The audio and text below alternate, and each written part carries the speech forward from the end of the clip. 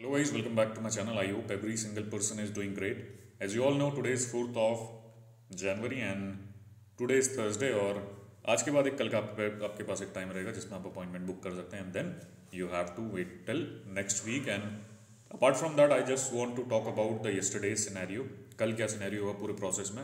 अगर work visa की बात करें तो the thing is they have not release the appointment on work visa categorisation and for both the jurisdiction if I talk about north as well as south तो दोनों जगह appointment आपके release नहीं हुए. And apart from that if I talk about the work visa student visa categorisation, student visa में आपका north side में slot open रहते हैं और वो ऐसा होता है कि नॉर्थ वाली साइड में आप स्लॉट इसमें हमेशा आपको शो करता है. बट द थिंग इज कभी कभी आपका जो प्रॉब्लम आता है पेमेंट गेटवे में प्रॉब्लम आ जाता है. And apart from that there is one more thing, calendar आपका ग्रे आउट रहता है. But if you are looking for the appointment for the entire day in that case आपको अपॉइंटमेंट मिल जाता है. कभी ना कभी आपका ऐसा होता है कि साइट का ग्लिच हटता है और कैलेंडर में आपको डेट शो होती है. अपार्ट फ्रॉम दैट जो पेमेंट वाला जो सिनेरियो आप पेमेंट करके अपना अपॉइंटमेंट बुक कर सकते हैं.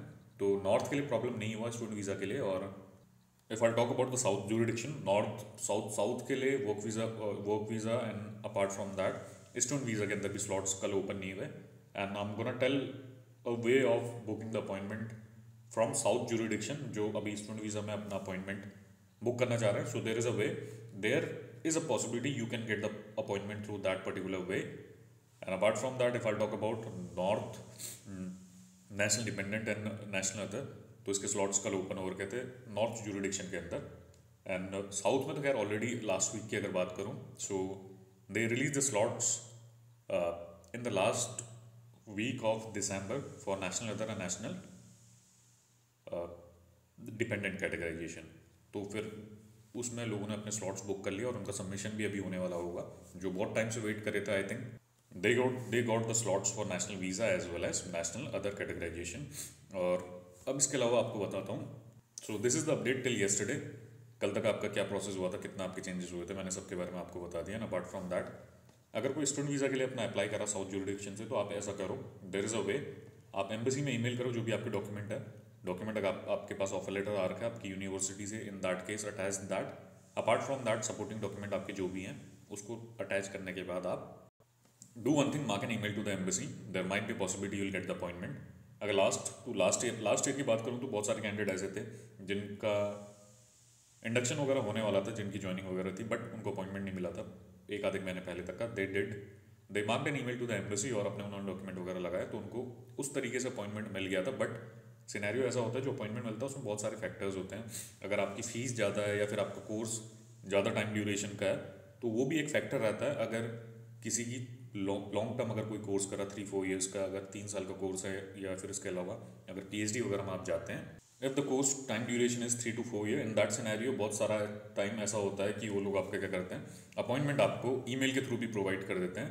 दिस हैपेंड इन पास्ट और इसी साल हुआ था आपका अप्रैल मई वाले टाइम पे एक कैंडिडेट था, उसने अपॉइंटमेंट वगैरह उसको नहीं मिल रहा था तो फिर उसने क्या किया, अप्रैल में सितंबर इंटेक वाले के लिए था आई गेस, उनको सितंबर या अक्टूबर, सितंबर इंटेक होता है, अक्टूबर जो भी इंटेक था, I think I am not recalling the exact time. But उनको क्या हुआ था, उन्होंने अपने डॉक्यूमेंट वगैरह एम्बेसी को ईमेल मार्क किया and then he got the appointment through this process. और डॉक्यूमेंट वगैरह शेयर करे तो अपॉइंटमेंट मिला, फिर सबमिशन हुआ and then he went to Poland और फिर वीज़ा उनको लग गया था. और स्टूडेंट वीज़ा की अगर बात करूँ तो ज़्यादा प्रॉब्लम आता नहीं है अगर आपके डॉक्यूमेंट ठीक हैं और if you are showing all the document as per the check list then there are high chances of getting the visa in student visa categorisation. और इसके अलावा all the student who are looking from south zone, do one thing, आज या कल का आप wait कर लो. अदरवाइज नेक्स्ट वीक में चांसेस हैं कि ये लोग मैनुअल भी अपना स्लॉट्स वगैरह ओपन करेंगे. जैसे अभी आप नॉर्थ जुरिडिक्शन का देख रहे हैं, ऐसे ही मेरे को लगता है चेंजेस आएंगे अभी इसमें. स्टिल आपको अपॉइंटमेंट नहीं मिलता, देन डू वन थिंग, अगर फीस ज़्यादा है और कोर्स का टाइम ड्यूरेशन ज़्यादा है तो mark an email to the embassy. There might be possibility you'll get the appointment through that particular process. Chances are very less but ऐसा होता है कि किसी ना किसी को मिलता है. हर कैंडिडेट को नहीं मिलेगा जितने भी लोग स्टूडेंट वीज़ा के लिए अप्लाई करें, बट अगर किसी की कोर्स वोर्स पर डिपेंड करता है अगर सही है. और if they look into your profile and they found that, so it entirely depends on their will. अगर वो करना चाहें तो आपको अपॉइंटमेंट वगैरह प्रोवाइड कर देंगे. Apart from that if I talk about Poland, so today is the peak time for work visa as well. अगर आप आज चेक करते हो तो आज या फिर कल या परसों में, अगर आज और कल में अगर स्लॉट्स ओपन होते हैं तो हाई चांसेस हैं 11 से 4 बजे तक आप चेक करो ओपन हो सकता है. बट अगर इस हफ्ते नहीं होता तो फिर नेक्स्ट वीक देखो, नेक्स्ट वीक में थोड़ी ज़्यादा प्रोबेबिलिटी होगी कि वो लोग स्लॉट्स वगैरह रिलीज़ करेंगे, क्योंकि अगर इस हफ्ते रिलीज़ नहीं करते तो फिर अगले हफ्ते का ही पूरा सिनेरियो हो जाता है, क्योंकि जैसा मैं आपको कल की वीडियो में ही बताया था, they are not fully operational and there are high chances of getting the appointment this other next week I can say। अभी आप देख लो आज या कल में, अगर स्लॉट्स ओपन हुए तो सही है, अदरवाइज फिर आप नेक्स्ट वीक का देखो। और जो अदर स्टूडेंट वीज़ा कैटेगराइजेशन और अदर कैटेगराइजेशन है उनको मेरे को लगता नहीं प्रॉब्लम होना चाहिए नेक्स्ट वीक से। उनको जो भी स्लॉट्स वगैरह, if they are waiting for the slots then I think they can easily get the appointment. और अगर मैं वर्क वीज़ा की बात करूँ तो वर्क वीज़ा में भी ऐसा है कि लिमिटेड स्टाफ जो उनका है वैसे ही ऑपरेट करते हैं वो लोग। और वर्क वीज़ा में कैंडिडेट बहुत ज़्यादा हो गए हैं और स्लॉट्स लिमिटेड हैं, जैसा आपको बताया मैंने। एक बिजनेस ही चल रहा है जो भी वर्क परमिट वगैरह सेल आउट कर रहे हैं आपको, so that is not a big deal. Work permit आपका विद इन अ फ्लाइंच they can do the processing and all. आपका सारा प्रोसेसिंग करने के बाद आपको एक कागज़ दे देंगे, और जब तक अपॉइंटमेंट नहीं मिलेगा आपको वो कोई वर्थ रहता नहीं है। वो अपॉइंटमेंट, वर्क परमिट मेरे पास भी पड़ा है, आपके पास भी पड़ा है, and there are thousand of candidate who got the work permit. That is a business, that doesn't mean you will get the appointment, उस अपॉइंटमेंट और you will get the visa. Work permit सबको मिलता है और ये kind of business है। अगर कोई भी आपका एजेंट आपको प्रोवाइड करा 500 यूरो में अप्रॉक्सीमेटली, फॉर टॉक अबाउट 40-50 हज़ार रुपये में आपका जो एजेंट है, एजेंट के पास आपका वर्क परमिट आ रहा होगा। उसके बाद जेन्युइन वर्क परमिट की बात कर रहा हूँ मैं, 50,000 रुपये अपना मार्जिन बना के आपको भेज देगा। So that is not a big deal. But ये स्कैम बहुत हाई लेवल पर भी चल रहा है। अगर if I talk about the Poland, people are getting easily getting the work permit and then the agent are selling it to you. That is not a big deal. If I'll talk about the particularly India location, the 1,000, 2,000, 3,000, they are selling the work permit like cake, I can say। जो भी agent है, agent अपना कोई sell out करता हो, अभी भी देखो आप कहीं पे अगर देखते हैं कहीं भी एडवर्टीजमेंट वगैरह, if will see the advertisement anywhere in the website, then you can get to know that you will get the visa within 3 months। IELTS is not required and the process is very slow। There are so many things they mention over the advertisement that you can easily get the visa for this work visa categorization, but the reality is people are not getting the visa। अगर आप अभी भी देखो, अगर कोई video देख रहा हो और नए लोग अभी पोलैंड के लिए अप्लाई कर रहे हैं, एक स्पेसिफिकली इसके लिए कल एक सेशन बनाऊंगा जिसमें आपको पूरा बताऊंगा पोलैंड का प्रोसेस कैसे आपका भी इस टाइम पे पोलैंड का किस लेवल पे स्कैम चल रहा है।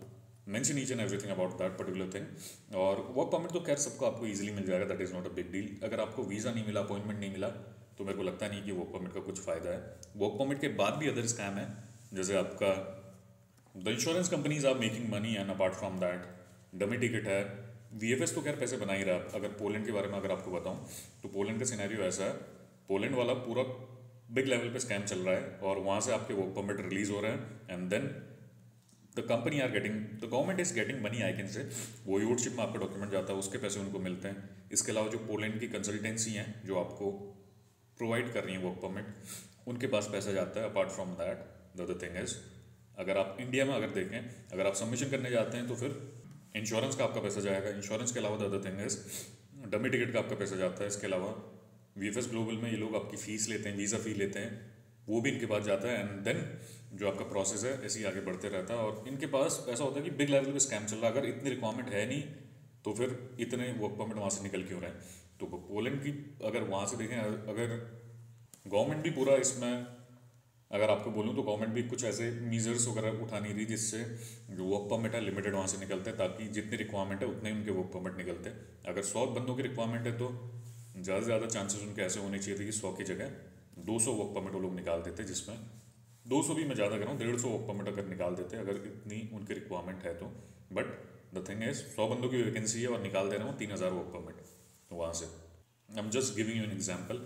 अगर 200-300 बंदे की रिक्वायरमेंट है, उसमें 3,000 वर्क परमिट निकले हैं, तो फिर प्रोसेस ऐसा होगा कि जो बाकी कैंडिडेट है आधों को तो सिनेरियो ऐसा है कि अपॉइंटमेंट मिल ही नहीं पाएगा, और अपॉइंटमेंट मिलता भी है तो फिर उतने वीज़ा लगेंगे नहीं, उसमें भी आपका पैसा बर्बाद होगा।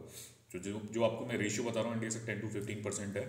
इतने वर्कर्स की उनको रिक्वायरमेंट नहीं है जितने उन लोगों ने वर्क परमिट उन लोगों ने वहाँ से पब्लिश करा रखे हैं। अगर इंडिया में देखें तो अभी के दिन में भी हर महीने अगर आपको बोलूँ तो 300, 400, 500 इतने वर्क परमिट वहाँ से आपके पब्लिश हो रहे हैं। इंडिया में एजेंट लोग सेल आउट कर रहे हैं इसको। That is entirely a business. People are getting scammed. अगर कोई नया बंदा है, किसी को कुछ नहीं पता, तो कहेंगे पोलैंड आपको भेज देंगे और दीज आर द चांसेस। और वहाँ से जो आपका वर्क परमिट 500 यूरो में निकलेगा, आपको 1,000 रुपये में पकड़ा दिया जाएगा, और इसके अलावा जो अदर प्रोसेस है 1.5-2 लाख रुपए आपके लगाने के बाद देन चांसेस आपके 10 से 15% है आपको वीज़ा मिलेगा। अदरवाइज द थिंग इज आपका क्या होगा, रिजेक्शन आ जाएगा और उसके बाद फिर अपील करोगे फिर भी रिजेक्शन आएगा, क्योंकि पोलैंड वालों को भी बताऊँ, उनको इंडिया से इतने जो वर्कर है इसकी रिक्वायरमेंट है ही नहीं, और जो उनका लिमिटेड स्टाफ है उसमें वो लोग ऑपरेट करेंगे। जो कोटा है उनका अप्रॉक्सीमेटली, अगर वर्क परमिट के अंदर बोलूँ तो 30-40-50 बंदे अगर एक महीने के भी भेज रहे हैं तो अप्रॉक्सीमेटली 300-400 बंदों का उनका 400-500 बंदों का अगर जितना रेशियो है उतना कैंडिडेट साल के अंदर भेजेंगे। अदरवाइज जितने भी और कैंडिडेट आते हैं, सबसे पहली बात यह है कि अपॉइंटमेंट नहीं मिलेगा। आधे कैंडिडेट कहाँ फिल्टर आउट हो जाते हैं आपको बताता हूँ मैं, जो प्रोसेस आपका वर्क करता है। वर्क परमिट आपके पास आता है, वर्क परमिट आने के बाद आधे कैंडिडेट ऐसे फिल्टर आउट हो जाते हैं, वर्क परमिट उनका एक्सपायर हो जाता है 1 साल के अंदर, उनको अपॉइंटमेंट नहीं मिलता। आधे बंदे तो फिर ऐसा होता है कि वो लोग अपना अपॉइंटमेंट लेने के बजाय वो अपना प्रोसेस आगे नहीं बढ़ाते हैं। आधे बंदों का लॉस ऐसे हो जाता है। आई am just giving you an example, out of 1000 candidate 300 से 400 कैंडिडेट ऐसे हैं जिसका वर्क परमिट एक्सपायर हो जाता है और उनको अपॉइंटमेंट नहीं मिलती। और इसके अलावा आपको बताता हूँ कि 200-300 कैंडिडेट आपके ऐसे होते हैं, 100 कैंडिडेट आप ऐसे मान के चलो जिसको मैनुअल अपॉइंटमेंट मिलता है। एंड देन जो आपके रिमेनिंग 500 कैंडिडेट हैं, 500 कैंडिडेट में से 500 कैंडिडेट अप्रॉक्सीमेटली आपका पेड अपॉइंटमेंट के थ्रू जाते हैं वहाँ पे, और फिर अपॉइंटमेंट मिलने के बाद आपको पता है क्या सिनेरियो होता है, रिजेक्शन आता है। जो उनका रेशियो है उतना ही प्रॉपर वर्क करता है, और बाकी कैंडिडेट ऐसे होते हैं कि आधे कैंडिडेट का खाली वर्क परमिट ही उनके पास रह जाता है और अपॉइंटमेंट उनको कभी मिल ही नहीं पाता है। So there are few things you have to keep in mind अगर आप पोलैंड के लिए अप्लाई कर रहे हैं तो। अभी एक डेडिकेटेड सेशन बनाऊंगा जिसमें I will cover each and everything, कैसे प्रोसेस वर्क करता है, ताकि जो नए लोग अप्लाई कर रहे हैं अभी पोलैंड के अंदर उसका क्या सिनेरियो है और कितना प्रॉब्लम हो रहा है, और अभी अप्लाई नहीं करना चाहिए। अगर रेशियो पूरा चेंज होगा then I will make a video again, but अभी लगता है मेरे को आने वाले टाइम तक अब ऐसा नहीं होगा, क्योंकि उनका जो मार्केट है पूरा फिक्स बन गया है।